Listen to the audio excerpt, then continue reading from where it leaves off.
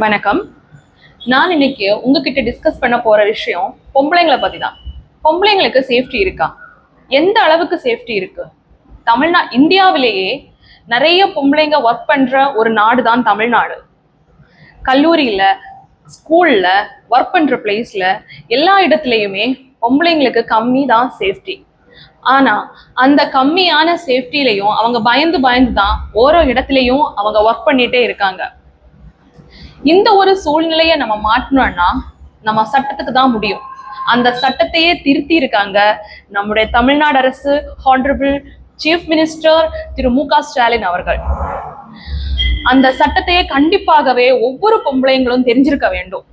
ஒரு ஆம்பளையும் ஒரு பொண்ணு மேல கை வைக்கும் போது அந்த பொம்பளைங்க கண்டிப்பாகவே இந்த சட்டத்தையே தெரிஞ்சிருக்க வேண்டும். ஒரு பொண்ணு ரோட்ல நடந்து போயிட்டு இருக்கும்போது ஒரு பையன் அவன் அந்த பொண்ணு பின்னாடியே வந்துட்டு இருக்கான்னா இவ்வளவு நாளும் அதுக்கு சட்டம் இல்லை. ஆனா இனிமே அவனுக்கு 5 வருடம் தண்டனை வந்திருக்குது. 2ஆம் முறையும் அவன் அப்படியே தப்பு பண்ணான்னா அவனுக்கு 7 வருட ஜெயில் தண்டனை. இந்த எல்லா தண்டனையும் ஒரு பொண்ணு கண்டிப்பாகவே தெரிஞ்சிருக்க வேண்டும். அத மாதிரிதான் ஆசிட் வீத்துவான்னு சொல்லுவான். அவன் ஆசிட வீத்திட்டான்னா அவனுக்கு மரண தண்டனை. இந்த எல்லா தண்டனையும் பத்தி எல்லா பொம்பளைங்களும் தெரிஞ்சிருக்க வேண்டும்.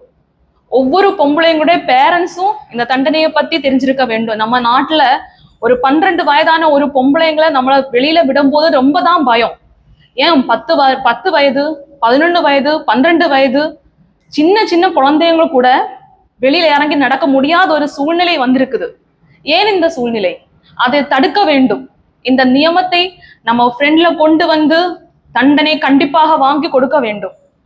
எல்லாராலும் அது முடியணும். அந்த தண்டனை கண்டிப்பாகவே எல்லாருக்கும் தண்டனை செய்யற ஒவ்வொரு மனிதனுக்கும் இதை நம்ம காட்டி கொடுக்கத்தான் வேண்டும்.